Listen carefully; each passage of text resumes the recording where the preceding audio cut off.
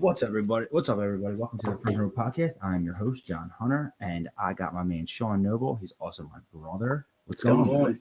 How are you? I'm good. How are you, John? Awesome.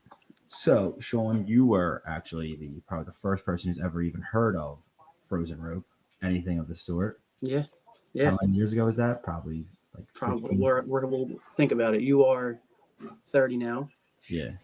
I am. So for probably 29 years, we've talked about this. Yeah, it's been a while, man. Yeah.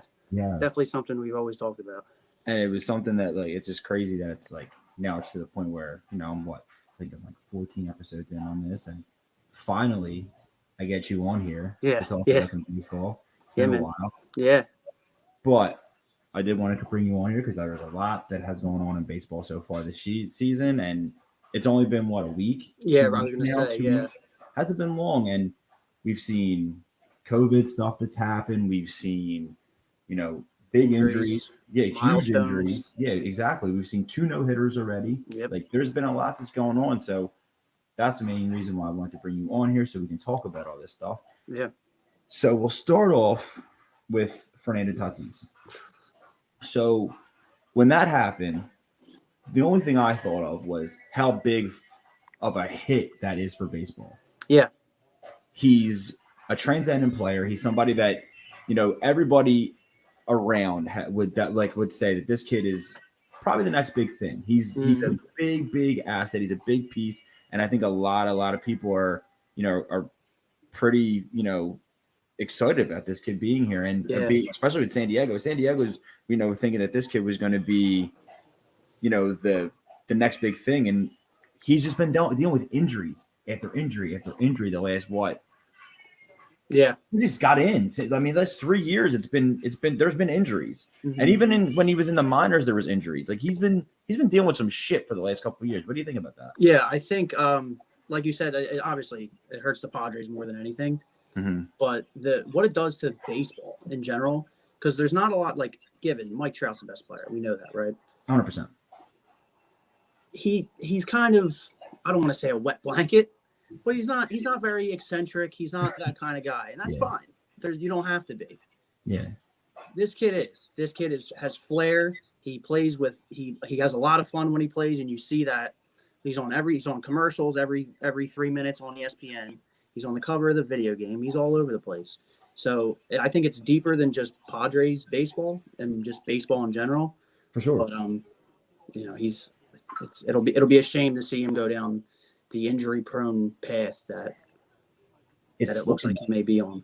Yeah, and to be honest, that's what scares me for him, because like you said, we've seen this. We've seen the talent that this kid has. There was a point I think I saw there was out of 160 games that he hasn't even played. I don't even think he's played in 162 games yet. Mm-hmm. Yeah, that makes sense. Between the COVID season last year and the season prior, he doubled again. He got hurt the year before too, so he left the season early. But at that point, it was 150 some games he's played. 150 games he's played or something, and he's got 40 some home runs. In a regular, if he played 162 games, they showed what could be. Yeah. And what could be is a star. Yeah, clearly. They're already pushing him as one. So yeah, for sure.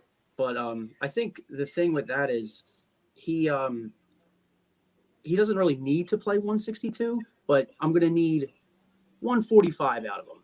Okay. 100%. If you can give me 145, I think I seen today that he may be able to come back the end of this week or end of next week. I'm sorry. Maybe we'll see. Yeah.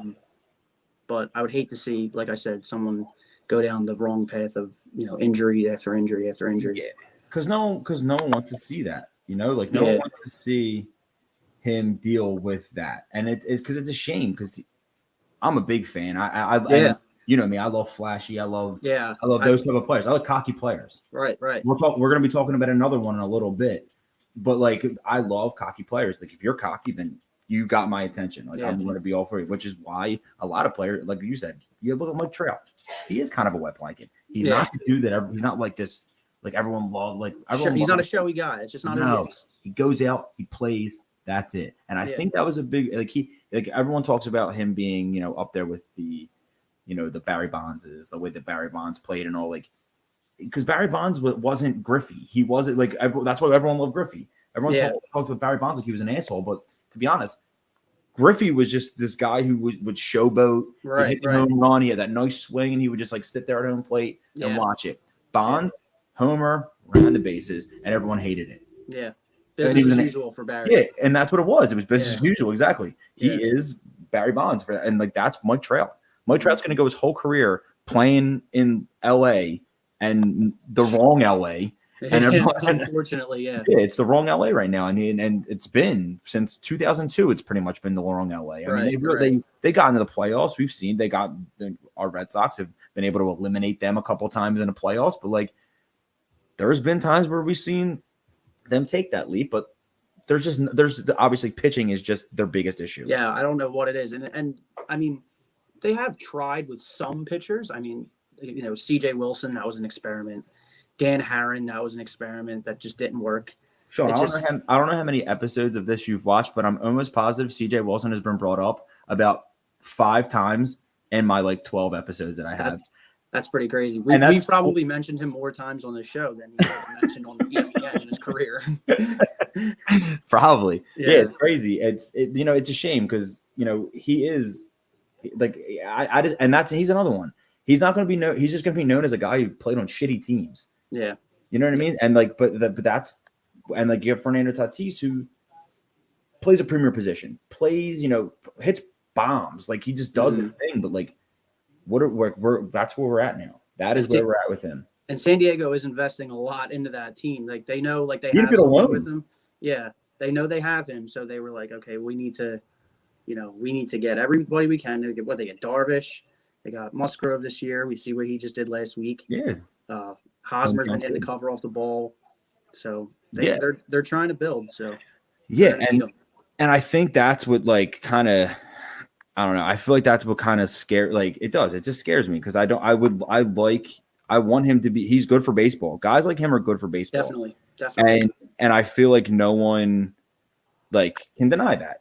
Obviously, yeah, and that's where I want to see him be able to get over this. I hopefully the injuries are now, and then he's able to the back like towards like starting next year. Hopefully, we start to see him take those leaps.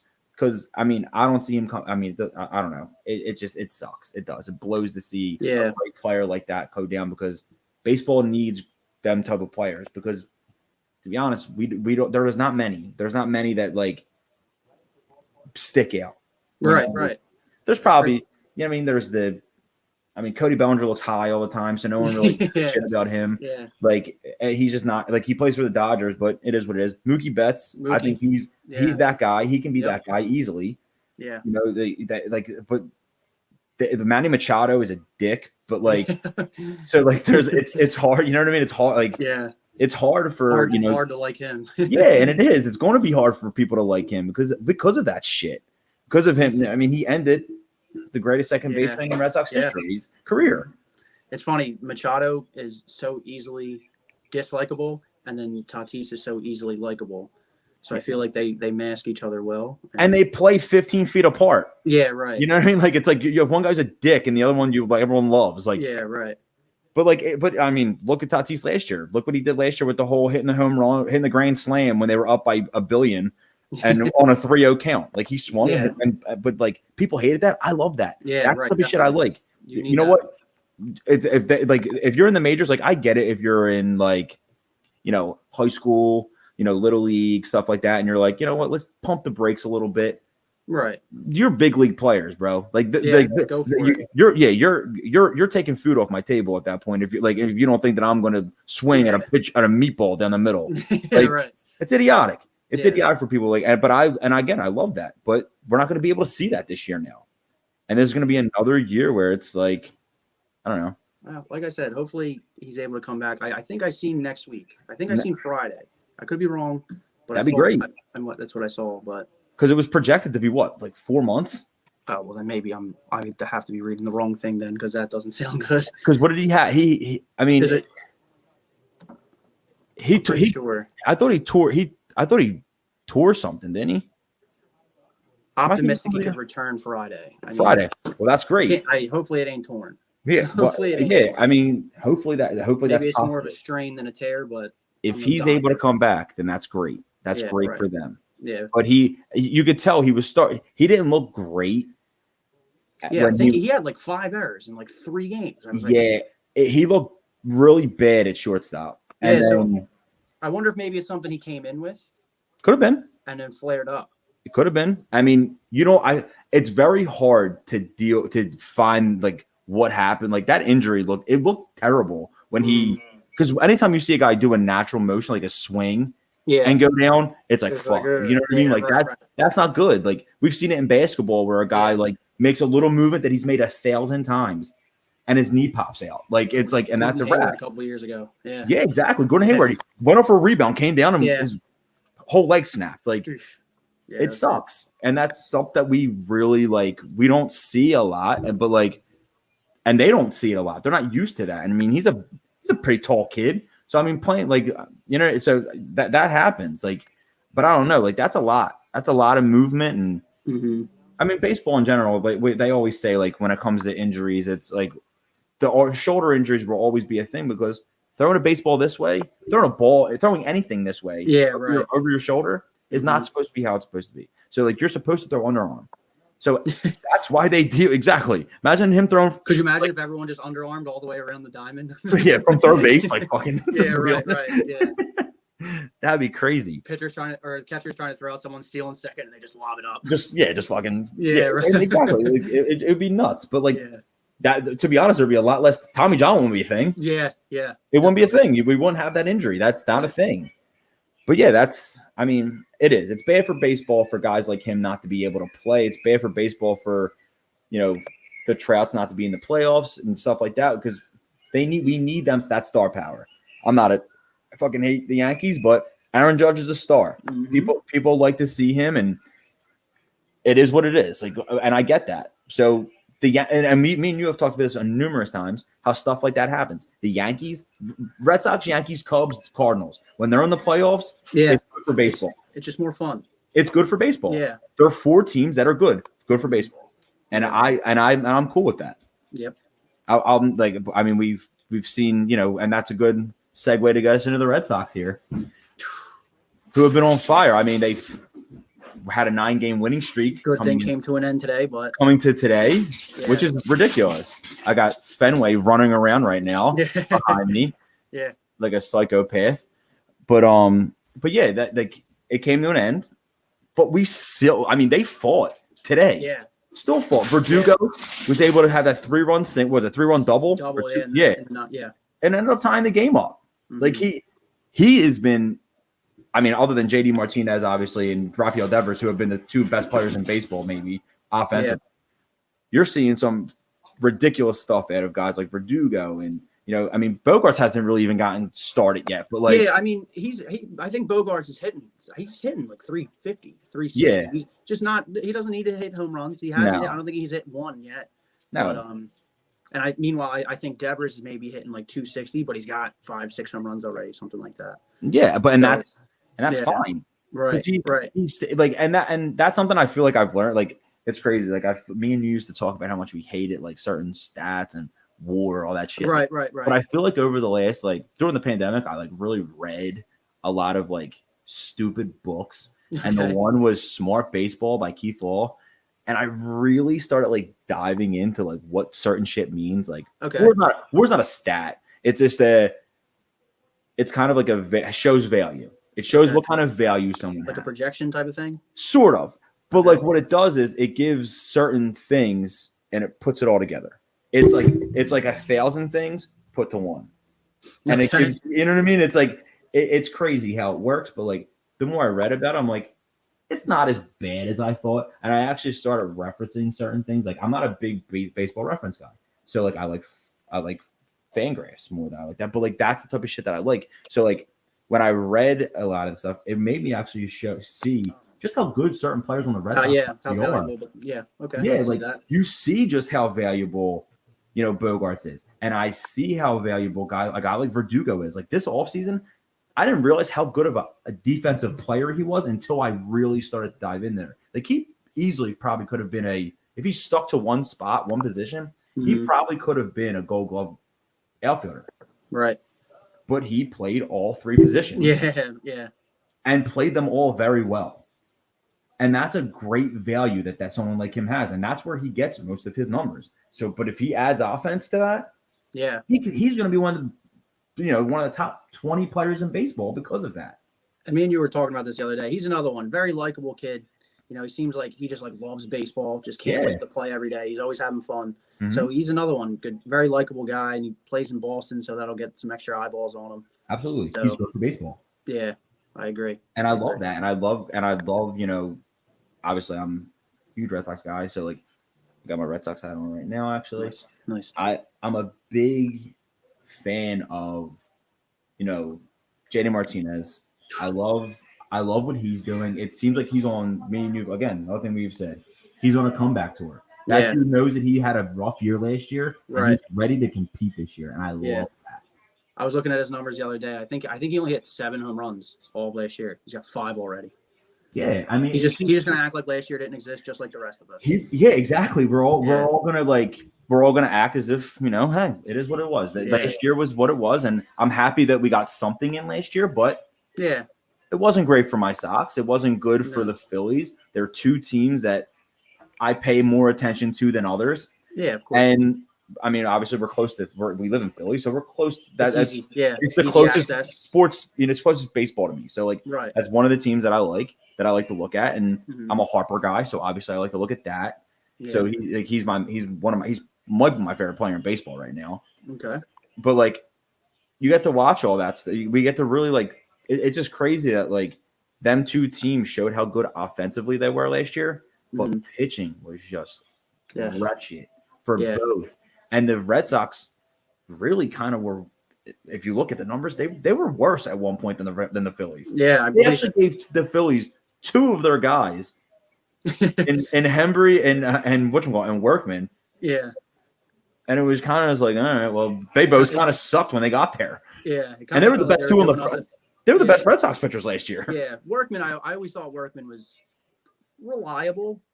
Hembree, on the other hand, I just could never get behind. I mean, it was like a headache every time he gets in there. He's throwing all over the place. Yeah, he was never like Kenny Powers right there. Yeah.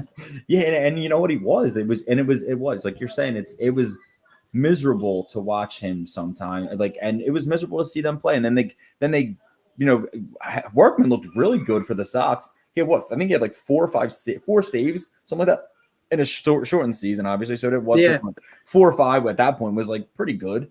Right. And he comes to the Phillies, and he just looked like shit. Yeah. I remember I was like telling like a couple of the guys that are Phillies fans that I'm friends with. They were like, how's Workman? I'm like, he's good. He's a pretty good skull loser. Boy, did he prove me wrong. Made me look like a jerk off. Yeah, it made me look like a real asshole. Like I'm saying, like, this guy's great, and then he gets lit up every time he comes on the mound. Dude, it's miserable. Yeah. So it's guys like that. Like I'm glad to see gone. Like right now, yeah, exactly. Yeah, like that's how it looked like. Look, I was like, yeah, he's really good. Please take him. Like no, I was actually upset when they let go of them guys because that's all we had. That's all the Sox had. They had just 2 guys really, and I mean, and Barnes. I like Barnes. I always liked him. And he's true. What he is now is what he truly is. He's a closer. He's got a strong arm. I like Ottavino too.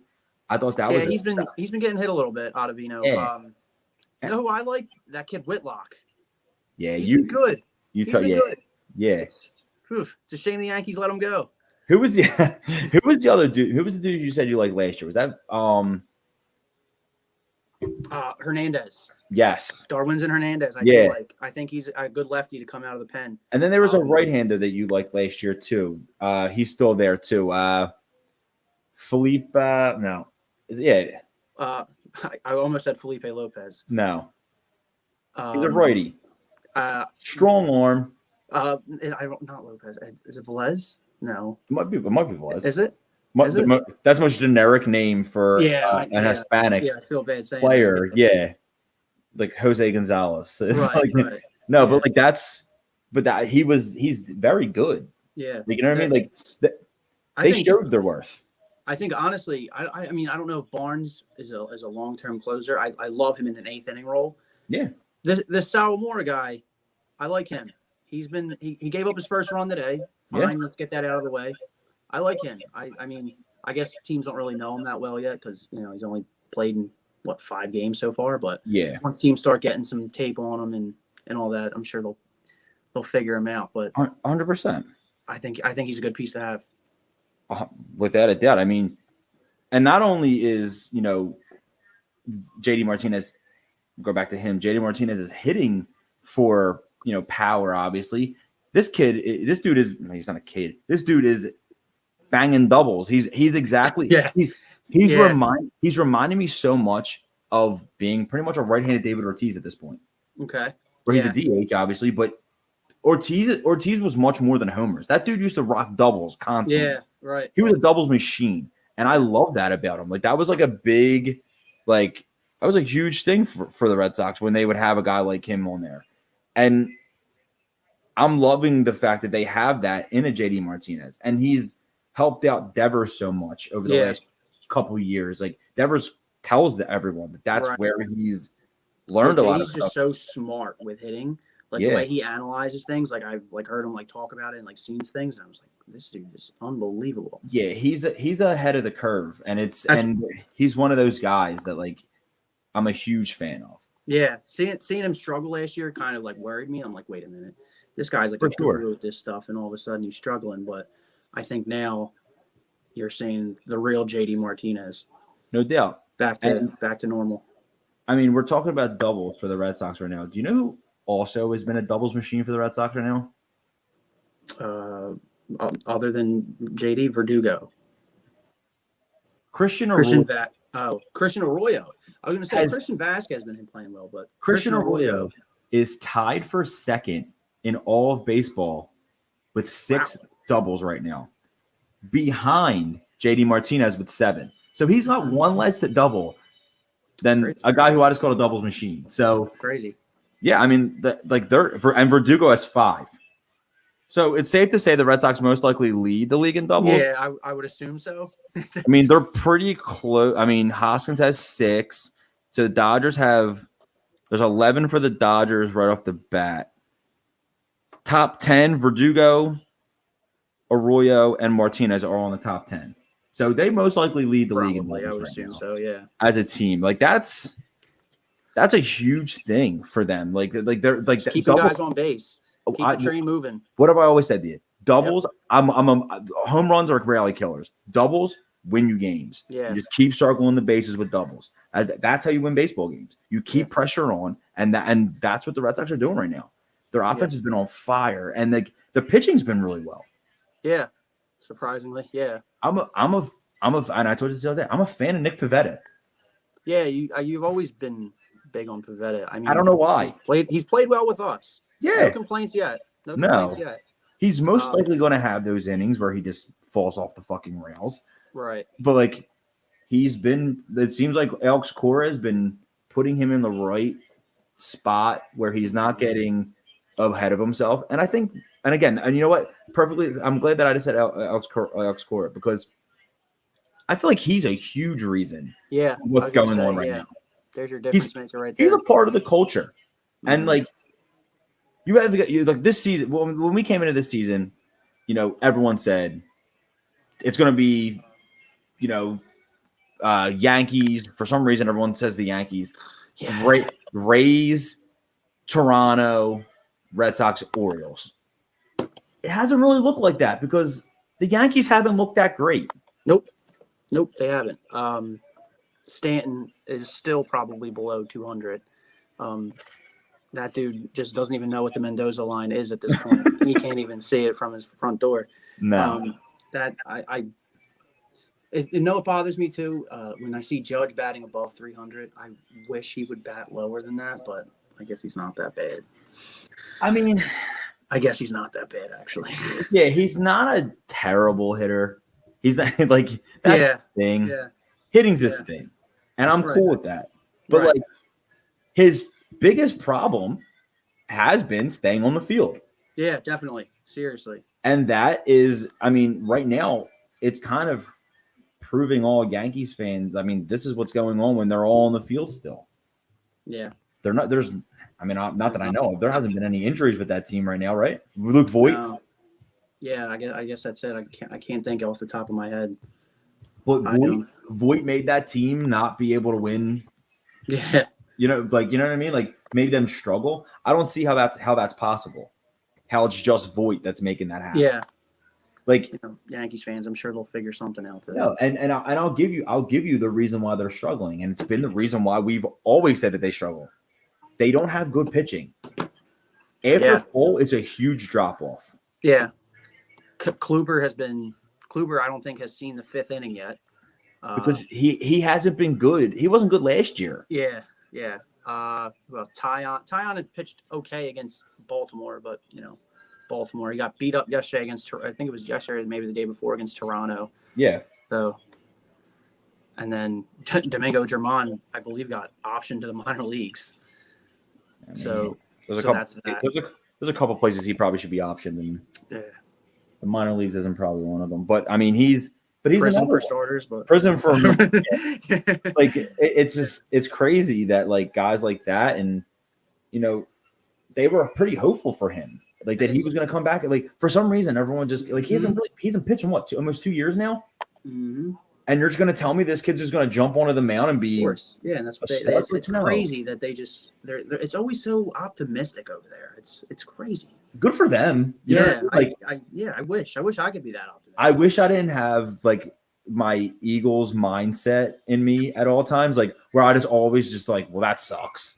How many Red Sox playoff games have we watched together where I'm like, this team is terrible. They don't deserve to be here. Yeah, oh yeah. Thankfully, they pulled most of them out. But... Yeah, I mean, I'll never forget the Stephen Drew incident of 2013. Oh my God, that Tiger series in the ALCS was just so frustrating because their pitching was just so good, but we pulled it out. That's all that matters. Yeah, I mean, it's miserable that it's just crazy that like they have always done that for us, like like for us. Like before like we really got into baseball, like I got really into it around like 2000, probably like 90, probably like 98, 99 is when I really started getting into it. It's when I started playing really. And, I played at like a better level when I was younger. So like the Red Sox sucked. No, they didn't suck. But they were the lovable losers in that time. Right. Like everyone was like, oh, like it's great. But the evil empire is going to come in and absolutely destroy them whenever they want. 2003. Luckily for us, we haven't had to deal with that. No, not since 2004. It has all changed. Yeah, the Yankees haven't been the Yankees. Yep. Well, that everyone says that they are. Like they've become more of like the 80s Yankees. Okay. You know what I mean? Where it was like everyone's like they're the Yankees, good. But they're good, but yeah, there's problems. There's a lot of problems, and I feel like they have a lot of the same. Like it's weird. Like I feel like the Phillies are currently doing the same thing that the Yankees do, where it's they get very, very like excited about teams, but they don't live up to them. Yeah, I could see that. Like there's like the Phillies have a solid lineup. Like that lineup is very, very good, and it could be good. Mm-hmm. My biggest issue is the lineup is not constructed the way that it should be. Okay. I mean, again, I told you I've been really into, learning more about like different stats and how it helps teams. On base percentage is one that you should probably have your best on base percentage guys at the top of the lineup. Yeah, give him. And then we'll filter in the rest on how different ways that they hit. Right. My biggest thing the Phillies should do right now to change how the offense plays, move Harper to the leadoff spot. Yeah, I know. It's crazy, right? It's crazy. Well, I'll let you finish. Reason why Harper is your best on-base percentage guy.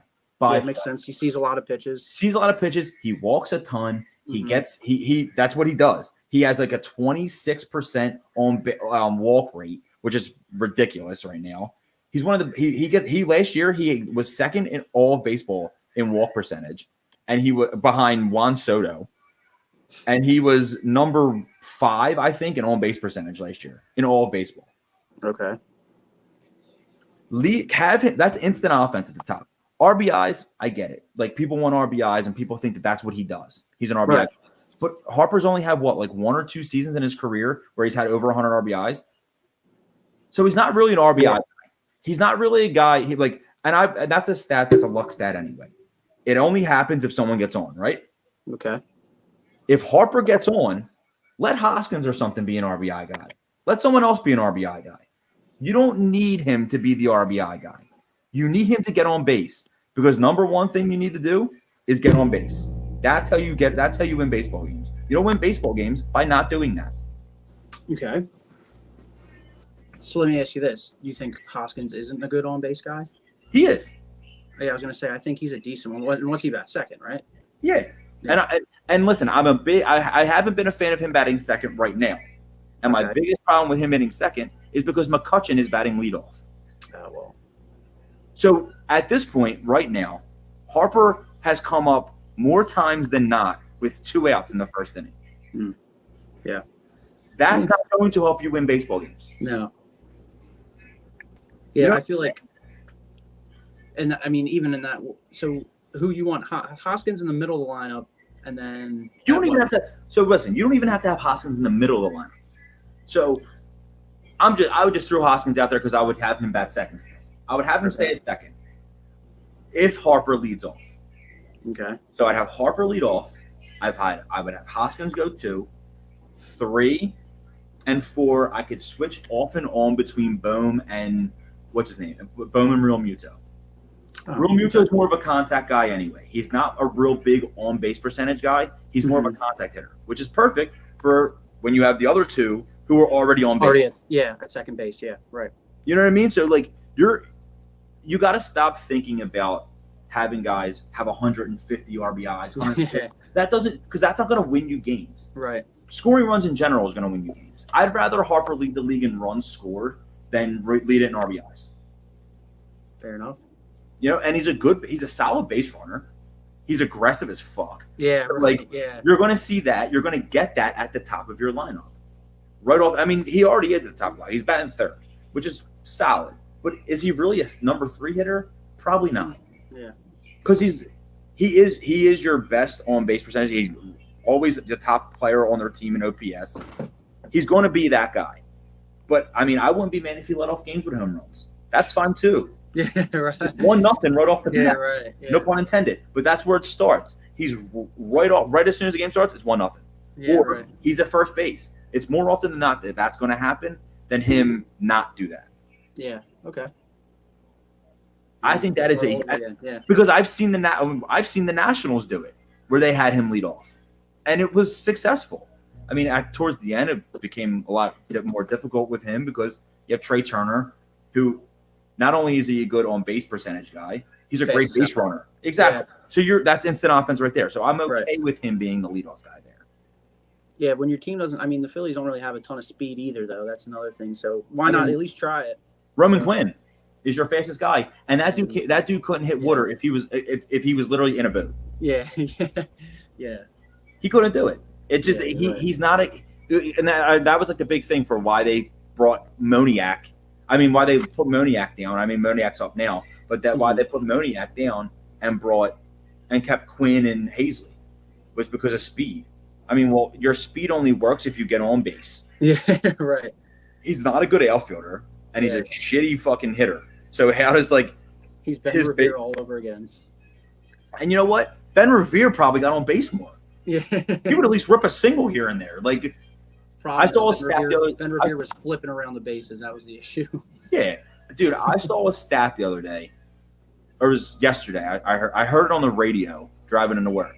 Okay. The starting pitchers for the Phillies have a higher batting average than the 2 center fielders this year. Yeah, can't have that. You cannot have that. Yeah, yeah, that's pretty bad. That is a cause for concern. Seriously, and that's just the facts of it. That's a cause for concern. That's how bad your base running is. I mean, that's how bad your center field position, and that's a key position. I was going to say center field is a good position too. Like if you were said like, I mean, obviously the Phillies are one of the teams that are an exception for like a catcher or something. Yeah. Phillies obviously have one of the best, but center field is a position that normally is built off very good players. Yeah, like you're not trying to platoon center field. Yeah, right. The Phillies have done that all year. Like, and like if you're and a thing that really always has bothered me. Well, not always. It's just been this year, obviously, because that's the only time they've been doing it. But like, it's been bothering me all year that they have consistently, like, in like the 5th or 6th inning, they'll be like, "Well, Roman Quinn's going to go out there now for Hazley." Like, why? Why? Right. It doesn't make any sense. Like, it's a dumb move. Right. Like if you're going to start one, let him start and play the whole game. Like, you don't think this dude can hit lefties? Then why the fuck is he starting in center field right now? Yeah. It's like when the Gators used to just swap out Tebow for Chris Leak every so often. And it's like, why? Yeah, what is the point of that? Yeah. Like, at least those two were good, though. I mean, yeah, exactly. At least there was a reason because they were both winning games there. Yeah, right. Like neither player for the Phillies, neither center fielder right now is a plus value player. They don't have anything. Thank God Moniak's up because I like Moniak. I hope he's good for them. Me too, and he's somebody who I've been a huge fan of. I've been a huge advocate for him. I actually picked him. I did me and this dude Dave who also is a part of the Buzz. I did hear this. I did a pod with him for like my projections. Right. And my bold prediction was Mickey Moniak wins National League Rookie of the Year. To that one. Yeah. I'm hoping he does. Yeah. But I mean, who knows? I mean, it's there's a lot going on, and with the Phillies and the Red Sox, but before I have to pause because I have to do a little promo for the Buzz and all that they have going on here. We have a lot of live shows that go on here, and play a little promo for them. Cool. War. Tell them that's what we ready for. War. Tell them that's what we ready for. War. Bringing that to competitors. Till we see the confetti fall, be ready for war. Tell them that's what we ready for. War. Tell them that's what we ready for. War. Bringing that to competitors. Till we see the confetti fall, be ready for war. Tell them I'm ready, any opponent. The crown heavy and every minute is chosen. A path only fit for kings, and you won't know what this court means. What did you enlist for? If it isn't getting more rings, then you gon' have to switch your team. Trust me, it gets more mean. I'm a nightmare going up against your dreams. First step is explosive like a bomb hit. Bet if I let it fly, I cannot miss. And you ain't got a chance at the top 10 when you getting clamped all night by your locksmith. On the block throwing lobs to my top bigs. I'm a chef, no look, what's the top dish? Tie game, through the pressure as the clock ticks. Crossover, step back, hit a shot, switch. Alright, so that was for everything for the Buzz. Go follow them on Instagram, Twitter, Facebook, all that stuff. Buzz, they got what you need. Also, I'd like to give a little shout out to our sponsor, Garrett Group Construction. Let me tell you about the fastest growing construction company in the tri-state area, Garrett Group Construction. GGC is available to service all of your construction needs. They specialize in gut rehabs, basements, bathrooms, and kitchens. Choose Garrett Group Construction, the official sponsor of the Frozen Road podcast. Call today for a free estimate, 267-262-1660. Once again, it's 267-262-1660. There is no job too big or too small. Shout out to Joey Garrett and Garrett Group Construction. All right, so just had our second no-hitter. Now, we talked about the first one with Joe Musgrove. Now, we got Carlos Rodon, who had a no-hitter last night, actually had a perfect game going into, was it 8 1/3 last night? Yeah, And I think so. He hit Roberto Perez on the back foot. Mm. Curve, what was that, like a slider? He hit him on the back foot. That was like the worst way to fucking possibly end a perfect game. It's that's rough.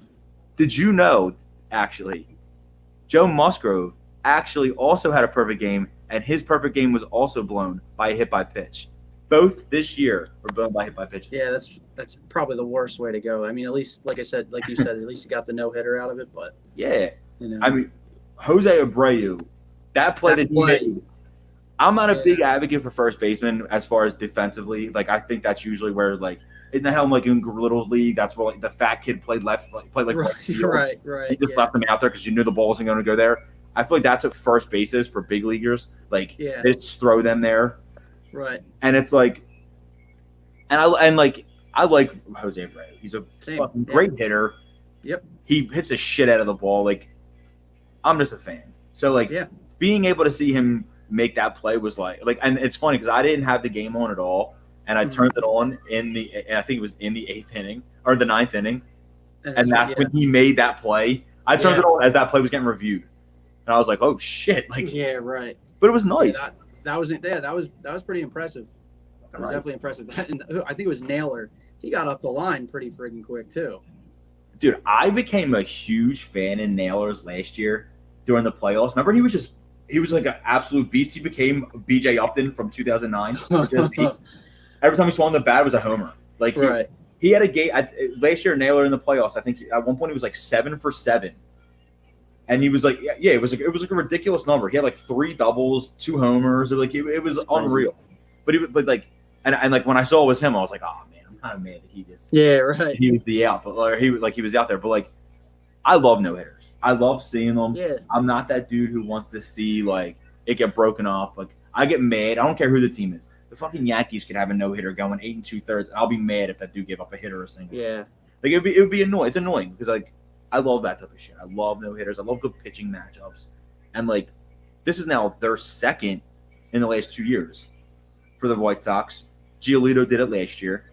It's a good 1-2 punch, man. Fucking right it is. Yeah. And they're this team's good. I mean, then they have Garrett Cochet, who is a fucking animal. Right. That dude Rodon could be a very good number 2 for Giolito. He's obviously, I'm pretty sure he was like a top 10, maybe a top 5 pick in the draft. I think he was. Where did he go? I think he went to South Carolina. That sounds right. I'm almost positive Carlos Rodon is a South Carolina guy because he played on that team with Christian Walker, I want to say. Well, yeah, I mean, like I said, he was a top 10 pick, and he just hasn't really put it together yet. But North Carolina State. Oh, okay. Same color scheme, same area. So something like that. Yeah, he hasn't really panned out. I mean, his first 2 starts this year, obviously, it doesn't get a lot better than a no-hitter. I think he had a really good first start also. I don't think he's given up a run yet either. So, like if they have Giolito doing what he does, and then Rodon's going to keep playing like that, that's pretty good, especially come playoff time when you get them shortened rotations. For sure. And like that was something that I saw. Like one thing that like I was a big like I read like a thing about him earlier, like, and I forgot about. There was a point where he didn't know if he was going to play again. Like he was like starting to get like phased out, kind of. Okay. Because he was getting hurt. Like he was dealing with some injuries, and like I saw like I was reading it earlier. They were talking about like how it's been like he was on the 60-day DL with a shoulder injury. Yeah. Like he had Tommy John, and then like it's just been like, non-tendered too, wasn't he? I almost he dealt with some shit. He almost got out of there. Yeah, and that's what I'm saying. Like it was rough for him for like a couple years. Like, it wasn't looking good at all. No, he got drafted in 2014. Okay. And it's been a little bit since he's like yeah. It was a struggle for him. Right. So it's like it's good to say, and it's funny because both guys I feel like this year that threw no hitters were sort of that way. Joe Musgrove became dynamite when he went to Pittsburgh. Right. He really found himself again. So it was like everyone saw the potential in Musgrove when he was coming up. He really came on in the last 2 or 3 seasons with them. I remember I'll never forgive him. because back in like 2017 or 2018, I think it was 2018, I had him in a FanDuel lineup, and all he needed was a strikeout, and he got a ground out, was out of the game. How dare he? And he was like in line for the win, and then they blew the save. And I would have won a trip to California to compete in the World Fantasy Baseball Championships if he had gotten the win. It's a cool thing to talk about. Well, just sounds cool, you know? Yeah, exactly. And it would have been awesome that I was in that I would have been able to have a chance to go to the finals. Yeah, right. But nope, they blew it. All Joe Musgrove had to do was go one more inning for me. Right. And not do that and leave. But he did. It was bullshit. But I always will against him, but I always will like him too. Because I think he's just – and I saw he had a picture with Harper. Do you know he was friends with Harper growing up? No, I didn't actually. Were they from the same area? Well, he's from San Diego, and Harper's from Vegas. So, like, so they played in, like, a lot of, like, Team US leagues and stuff like that. Like, but they were, like, they're, like, 12. Right. And Harper's been ready for the major league since he was, like, 9. So yeah, right. But, like – that's Sports Illustrated, yeah. It's pretty – yeah, we all – it was, like, the beginning of, like, it was him in that red uniform, like, hitting like that. Yeah, like, face. But, yeah, man, it's a shame because, like, we saw him go – he went through a lot for him to get to this point. It was almost as good as, like, when John Lester threw that no-hitter.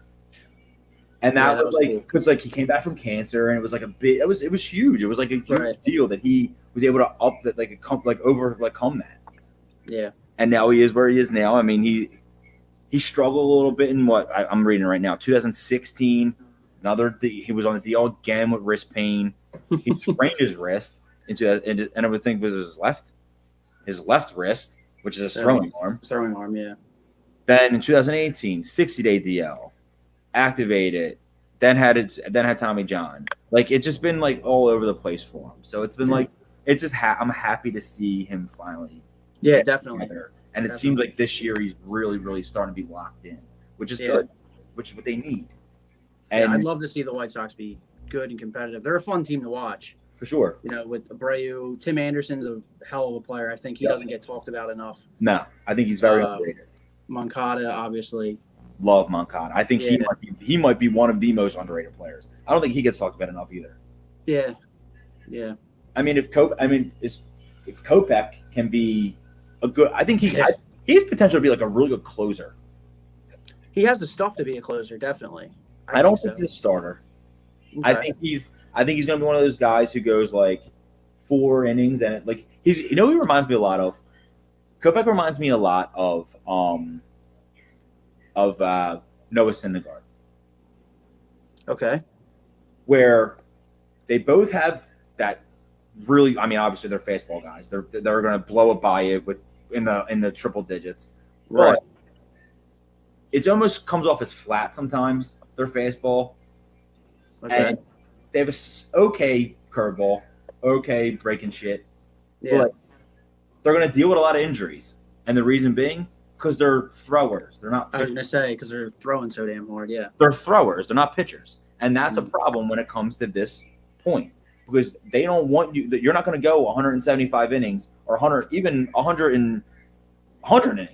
going at that rate. You know what I mean? Like, throwing like that, you're not going to do that. That's why guys like Aroldis Chapman became closers and stopped starting. Mm-hmm. Because, one, the control goes, and the fact that you're going to throw your fucking arm out. Yeah. Yeah, I believe Kopech just had a big injury, didn't he? Is he coming off? Yeah, So he's already had one, and he's still relatively young. Yeah. So he was a big part of the Chris Sale trade. Like that was like, I mean, Moncada obviously was the number one guy in that trade, but like, yeah. I mean, Chris Sale was the number one guy in that trade, but like, Moncada was the big part, was the big piece of getting him back. The big piece going back, yeah. Yeah, and I'm happy that they didn't trade Devers because I prefer Devers right now over Moncada, but I mean, I don't know. It's interesting. It's crazy that I like the White Sox. I like what the White Sox have. I don't like Tony La Russa, really. Yeah, I mean, seeing him last night, I was kind of like, he just looks like old, man. Yeah, and like miserable, you know. Yeah, like it's crazy because in his mind, he invented baseball still. Yeah, Right. Like he truly believes he invented baseball. Like that's no joke. Yeah. Like, if you ask him, he's like, yeah, I mean, I was there. I picked up the first one. I crashed it myself. Get the fuck out of here. Like I remember how innovative he thought he was for making the pitcher bat eighth. Ugh. So you have two leadoff guys. Yeah, right. Yeah. Fuck out of here. Right. But yeah, I mean, then, going into pitching, a guy who has been really, really good since probably the last 2 years. He really showed it obviously last year when he won the Cy Young, and then he got a really, really good deal from the Dodgers. Everyone was shocked. I personally didn't really want him going there. I wanted to see him go to a team to make them better. Right. I would have really preferred him staying with the Reds, and that's Trevor Bauer. Trevor Bauer has been dynamite for the Dodgers, which is the last thing we need. Seriously, he's a student of the game, and that's something that I'm a big fan of. I told you earlier that there was that we were going to be talking about another person who's cocky. Bauer's as cocky as it fucking gets. Yeah. Right. I feel like most good pitchers, if you go back and just look at every great pitcher there ever was, Pedro Martinez, Roger Clemens, they all were pretty friggin' arrogant. Yeah, they're pricks. You have to be, I feel like, as a pitcher to be like, here's my best stuff. See what you can do with it, But, yeah, man. But yeah, I'm with you. I didn't want Bauer to go to the Dodgers. I wouldn't have minded him going to the Mets. I would not have minded that anywhere but the Dodgers or Yankees, obviously. But yeah, he's been good, and then he's been a cherry on top of a perfect ice cream sundae they didn't really need. He's a third cherry with Buehler and Kershaw already. Yeah, I mean, and I think he's going to be really good for a guy like Buehler, who's really still, becoming a big league guy, a big league star. Right. So it's like when you have someone like him out there, it's like you want him to teach a guy like him how to be a pitcher, because I feel like that's something that Trevor Bauer has learned. He's learned how to be a pitcher, and it's been awesome to see, because I remember when he was getting lit up when he was with the Diamondbacks. We all remember him launching a fucking baseball 400 feet. I feel like he's matured since then. He's realized what he wants to be, like what kind of pitcher he wants to be. I watched him. I watched a lot of his YouTube videos, and when he announced what he wanted out of free agency, I thought that was cool. Yeah. Did you see that when he said how he approaches it, what he wants out of another team, what a team can bring him? Yeah. And the one thing that really stuck out to me was he said the team that he goes to, he wants them to be open to him pitching every fourth day, which is fucking weird. Yeah, right. You're just gonna have to filter in that fifth guy every time. It could be good, but he wants that opportunity, because he did numbers where he said if he pitched every time that he has pitched on 4 days rest, he's been better. That's crazy. That's how much of a student he is of baseball. Yeah. He's broken down all of his starts and realized he's better on 4 day rest. Right. He's one of them guys also, the kind of like we were saying about Tatis. Very, obviously he's a little, like you said, a little cocky, but he tries to be his own person. He wants to be, I don't want to say a character, but he wants to be known. With the trying to wear the cool cleats, and like you said, he's very, very big on social media. He's a great follow on Twitter. Yeah. So I like that he's trying to push his own brand also. Yeah. So, which in a sport where there's not a lot of guys that do that, and I appreciate that he does do that for baseball. Absolutely, and one thing that I really like, and it's funny because you saying that how he pushes his own brand. It's funny because MLB actually fined him a couple weeks ago for pushing his own brand, and he even said it's funny, you guys want people to be themselves, let the kids play, right? You're big. Exactly. He's like, well, I'm trying to help the brand grow, and you're fining me for it, right? Because he was wearing he had a Mets, or he had a Dodgers logo or something in one of his videos, so they went after him for like infringement or something. Like, come on, man. Like, his name on the back of the uniform. Like, right, right. Like, it's crazy. Yeah, it's not. It's funny because I feel like baseball has so many like rules like that. Like that whole suspension with Castellanos. Like, given what he did was a little aggressive, but I loved it. It was cool. It was cool. You know, you see it in all other sports. You know, you score a goal in soccer, they're doing like the slide. Steph Curry shoots a 3 and he does like his little shimmies and stuff. Yeah. You hit a home run in baseball, you do a little strut. You get what did he skip? He skipped up the line. Yep. And he takes a 90-mile-an-hour pitch to the shoulder. Like what? We're not allowed to have fun here? This is, and it's funny you say that because like I thought about this. Like they're like, oh, like I was talking to somebody like a week ago, and they were like, "No, I don't like that. Guys pimp their home runs." Well, think about it. You have 500. I won't say 500. We'll say 400 at bats a year, right? About anywhere from 400 to 450 bats a year for like the average player. If you homer in 30 of them, 450 at bats, pimp the fuck out of it. Yeah, right. That's how uncommon that is to do. Exactly. Like, why aren't they allowed to do that? But a pitcher is allowed to do whatever the fuck he wants after he strikes out. He's allowed to sit there like, yeah, like scream, yeah, right. No, if I'm homering off you, I hope they flip bats. I don't give a fuck what they do. Like, yeah.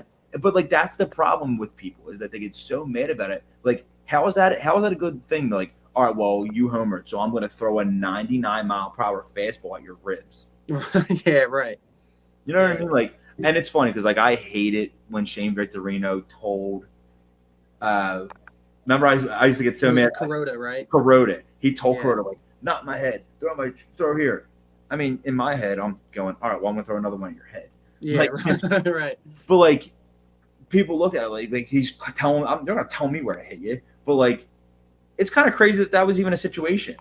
Yeah. Like you're like I was okay. Like then I was completely like on board. Like yeah, fucking hit him. Like no, don't fucking hit him. Yeah. That's ridiculous. Like yeah. But like that's where baseball's at. Like they're like that's still like a weird unwritten rule. Like you bat flip off me, I'm gonna hit you. Like yeah, I feel like it's definitely loosened up within like the past like year or so, but it's still what happens way too like the intentional throw at you the next time you come up happens way too much, way too often than I'd like to see. Yeah, I mean I don't get it. I'll never understand it, and I don't know, like and it's funny because like I said, I was all on board for it. I remember probably like 10 years ago, like I was like for it, like get one in the ribs for that. Like now I'm like, gives a fuck, dude. Like let them do it. Right. I guess because I'm getting older and like I'm starting to realize like how uncommon a home run actually is. Yeah, and that's how hard it is actually. Yeah, like how hard is it? That's what I'm saying. Like you're hitting a ball perfectly every time and like putting it over the fence. Like that's like you're lucky if you hit one. It's crazy that guys hit like 40. Like that's wild. Right. People hit 40 home runs. Like, but I don't think anyone really thinks about it because it's so common that someone will hit 40 home runs, but it's an uncommon thing to hit it. Yeah. You know, and I mean, baseball is a sport that's uncommon as it is. So it's like if you have a 300 batting average, that means you are successful at your job 30% of the time. Yeah. They're the only place that'll let you get away with that. Yeah, like you're good at something 30% of the time, which is why I have more veered away from the average thing and went more for on base and slugging because that shows on base definitely shows more because that shows even though you didn't get a hit, you got on base somehow. Right. Which is good. Like you're supposed to. A little more value on the walk and everything. Absolutely. Like that. It does because that's what you're supposed to do. You're supposed to get to first base. But like the home run is so uncommon. It's even less common than that. Yeah, right. So it's like it's pimping. Do what we got to do. Yeah, I agree. I'm with you. Moonwalk down the first base line. I'm cool with it. Yeah, I'm all for the celebration. Yeah. And like I was all for Nick Castellanos. I've been a huge fan of his, as you know, for a couple years now, and I've said this before that I thought he was extremely underrated. And this is before this is when he was with the Tigers, and I was a big fan of him. And now he's starting to get the recognition of a really good player. He always reminded me of JD Martinez. I could see that, yeah. And they even had the same number At one, like when he left, when JD Martinez left and Nick Castellanos became the everyday outfielder, Yeah. he wore his number. So it was like, all right, well, he's pretty much JD Martinez's understudy. Yeah. That's what he became. At So that it's like, point, yeah. it just, I don't know. It's just cool to see and where we're at now. But Yeah. Sean, that's all I got tonight. I mean, Okay. And what I tell you, it's an hour. That was an hour. Yeah, that flew. Yeah, and it does. But I felt like I just sat down. I know. Thanks for coming on. Yeah, this was awesome, man. I loved it. Absolutely. And anybody who's listening, go to the Frozen Row Podcast on Instagram, Twitter.